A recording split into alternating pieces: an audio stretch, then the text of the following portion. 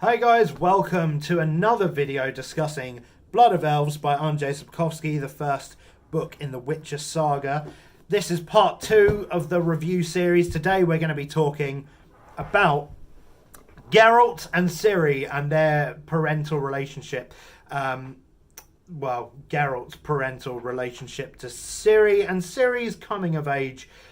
So I am of the opinion that this is probably the best form of a coming of age story that I've come across in any fantasy book that I've ever read, because it's about a kid growing up and learning about the world.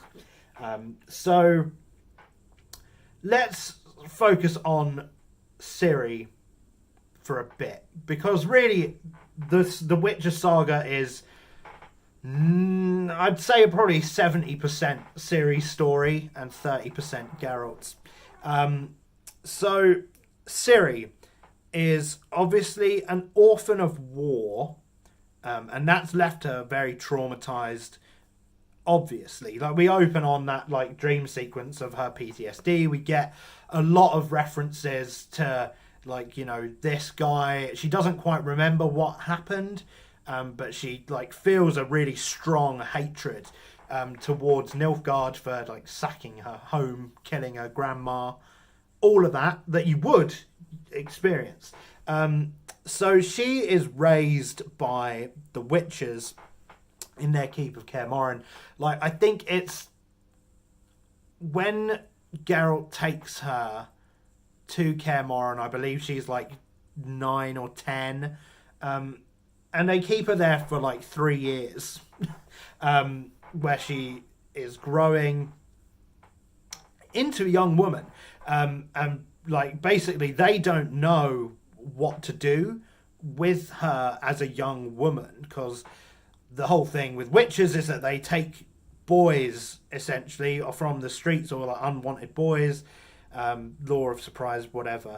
And they take them to be trained as witches, so they kind of know what they're doing when it comes to training witches, but not when it comes to raising kids. So Ciri is like given all of these abilities by the witches. Like, she's growing to be a better swords person than like any swordsman from the normal world, basically, because she's being taught to fight like a witcher, and they're fucking killing machines. She's being taught how to kill. She's being taught like the very mechanical ways of how to be strong.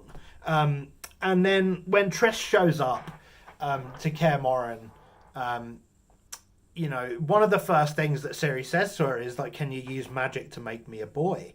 And I thought that was a really interesting like moment for her character, because it's like she's struggling with her identity, and she's got like this, she's developing this complex where she doesn't know what she's supposed to be, because she's been taken out of her natural environment, and being raised in the same way that a boy would be raised by witches. But she gets that feeling that, like, you know, there's a feeling of inadequacy there, that she can't compete on the same plane. You know, she's not on a level playing field, and she realizes that quite early on. And she kind of resents that. And it's something that she grows out of as this sort of training section goes on in the book, because she starts spending more time with Triss.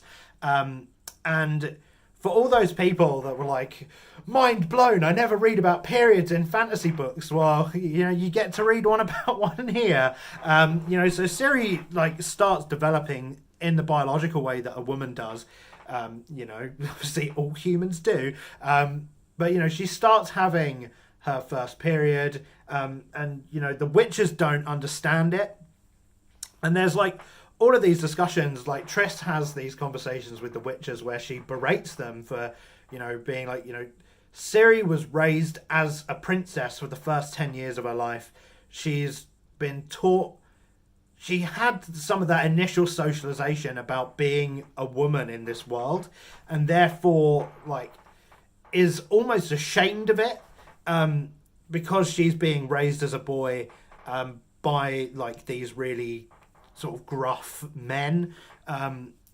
So she doesn't get to live sort of that in the way that you would expect a woman to in this sort of universe. So, Ciri has a period and is too embarrassed to tell the witches about it because she's one is obviously an awkward, uncomfortable thing for anyone to have to talk about with a parent figure, but also because, the witches are so alien, in that they don't really understand normal human things. They just sort of have been raised their entire lives to kill or be killed, and that's all they really understand. So like she doesn't want to mention it to them, I guess, because she doesn't want to like be seen as weak or inferior in their eyes.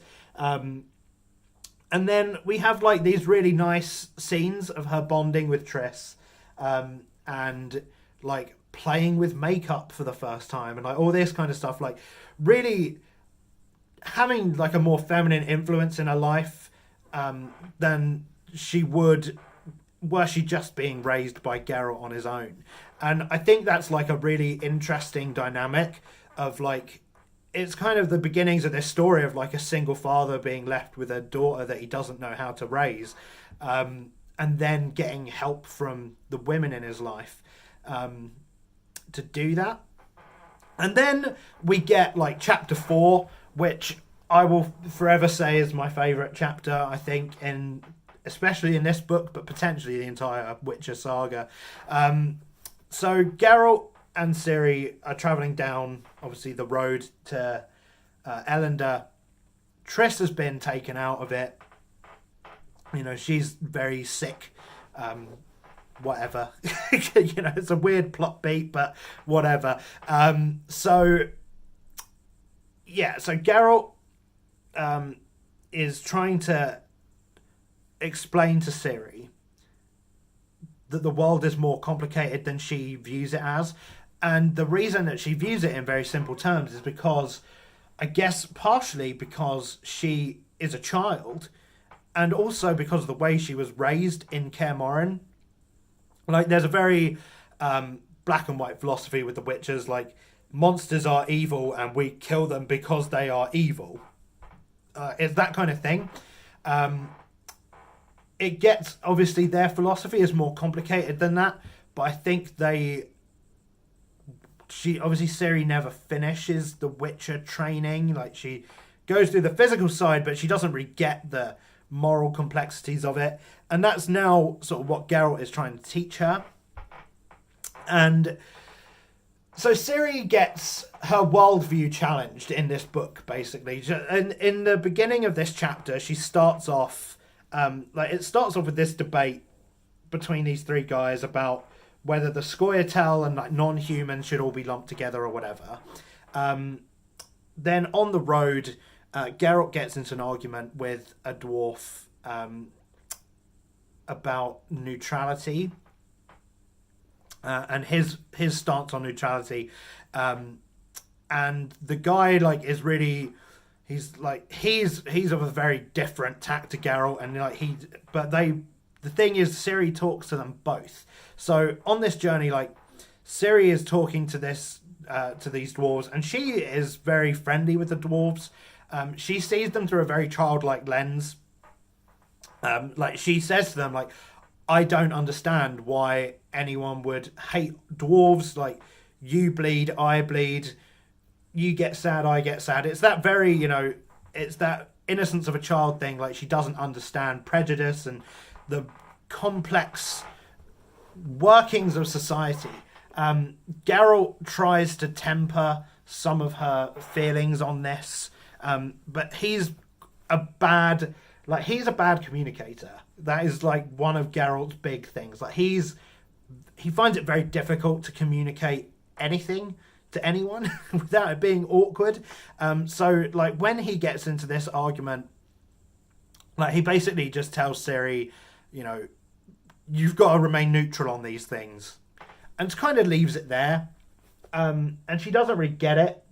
And she gets into a huff about this. Like, she has a teenage temper tantrum where she runs off, and she thinks that she's doing good, right? Like, she's like, I am responsible, I am a grown up. And that's one of the other sort of big things with Ciri, is that she tries to push herself to be more than she is ready to be. She like wants to get revenge. She's like waving her sword around like, I'll get revenge. I'll never be neutral. I will destroy the people that have hurt me. Like that kind of thing. Like these people are my enemies, And Geralt takes her in hand in this chapter, and like through the horrible fucking battle that happens, which is like a horrific violent battle scene. Ciri sort of realizes what Geralt is talking about.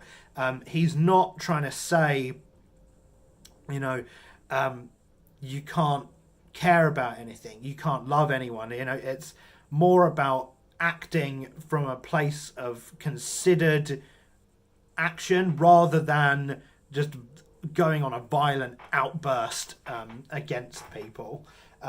Because that doesn't achieve anything in Geralt's opinion.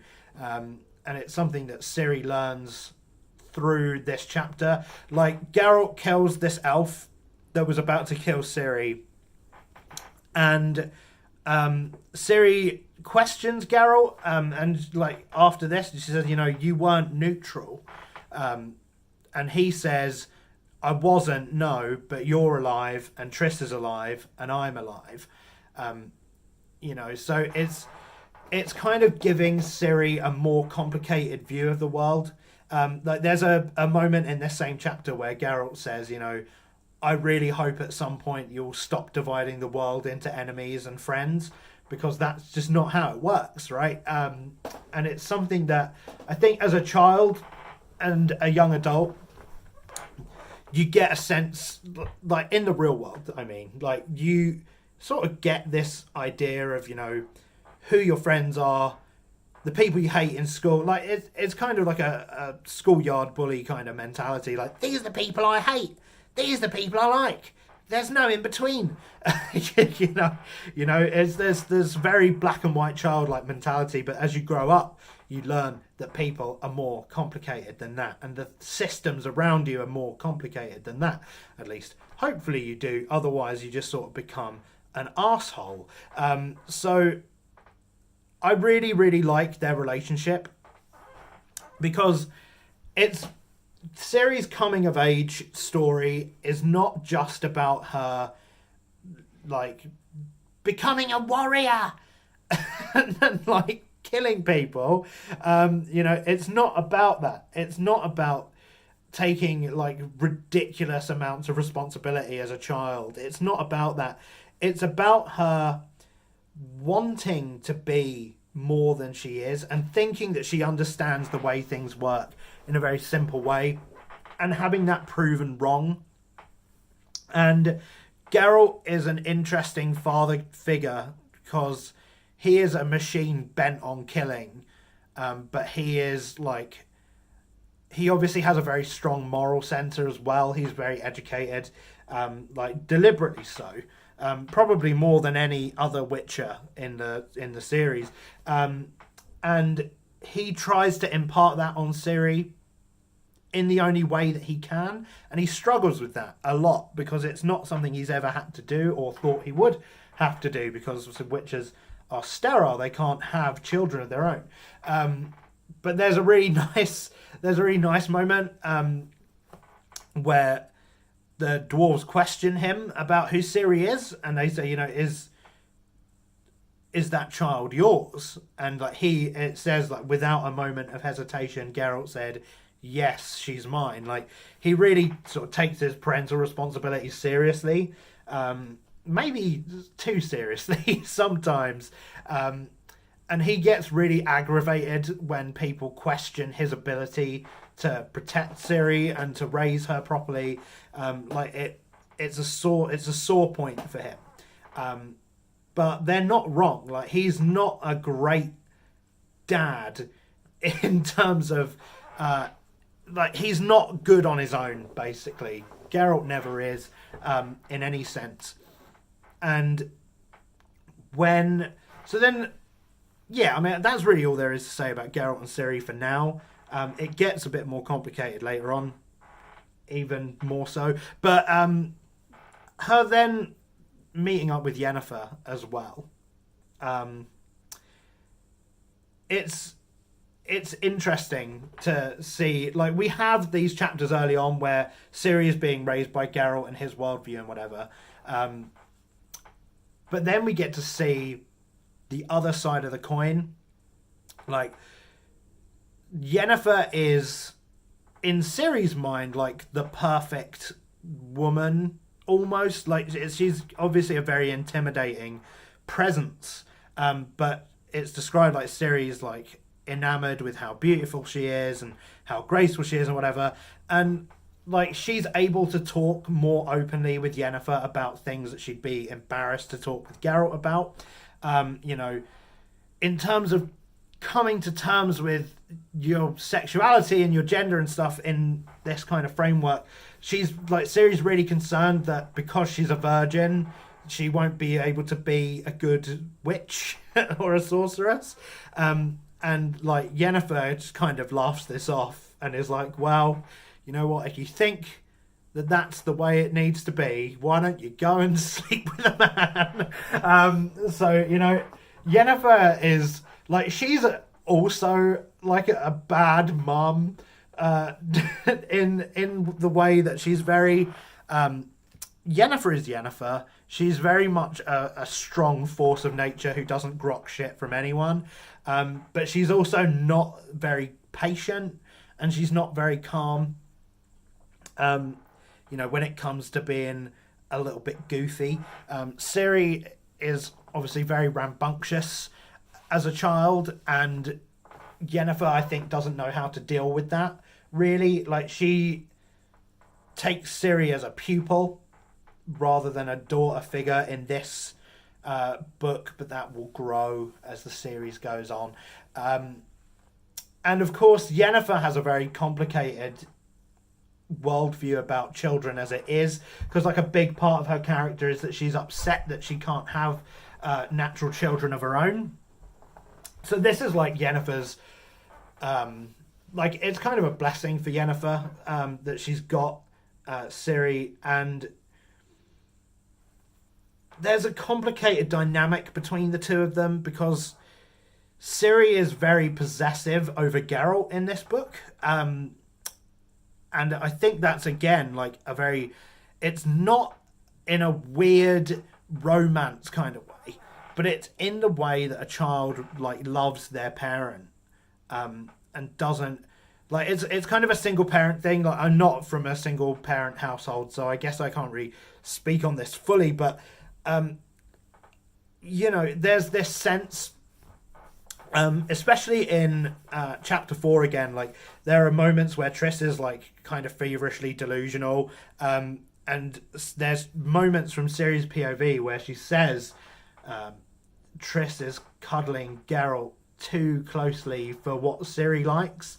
You know, it's in a way where it's like, you know, hands off, that's my dad, rather than hands off, that's my man. You know, it's a very like childlike possession, and she pushes that boundary with Yennefer as well because she knows there's all this history between Yennefer and Geralt, but she like pushes those fucking buttons because she's a kid and she like is like, you think that's my dad, leave him back off, you know, that kind of mentality. But it's like they could kind of, once they get over that, like that awkward history that Yennefer has with Geralt, once they get over that, they realise that this is a guy that they both care a lot about, and it's something for them to bond over.